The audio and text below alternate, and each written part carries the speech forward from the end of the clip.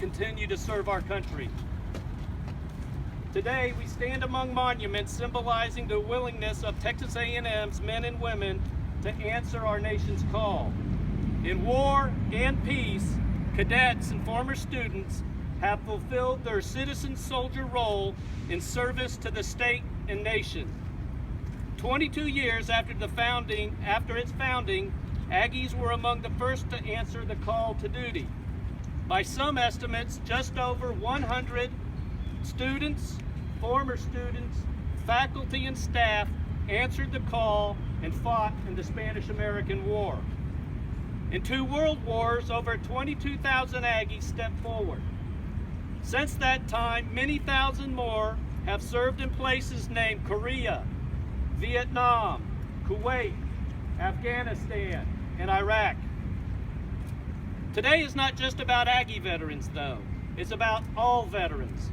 This patriotic group of men and women understand the higher calling, and when called, step forward to maintain the peace and freedom we hold so dear.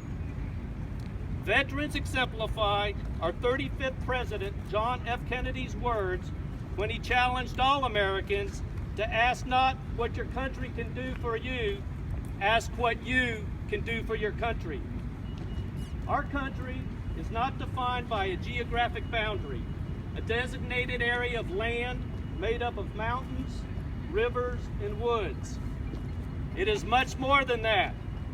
It is the principles and beliefs that this nation was founded on. It is the belief that all men are created equal, that its citizens have certain inalienable rights, and that among those are life, liberty, and the pursuit of happiness. To protect these rights requires sacrifice. Theodore Roosevelt once said, "The first requisite of a good citizen is that he shall be able and willing to pull his own weight." Our veterans have pulled their weight. Since our nation's founding, citizens have set aside the plow and picked up the sword when the nation was threatened. They were as quick to sheathe the sword and return to the plow when the crisis had passed. It is through our veterans' personal desires to serve that our great country survives today. As Thomas Jefferson said, the price of freedom is eternal vigilance. This day, we give thanks to live in a country where citizens from every generation willingly and courageously step forward to stand the watch. Let us never forget their valor, their commitment to duty, and their love of country. Let us never forget our veterans. Attention.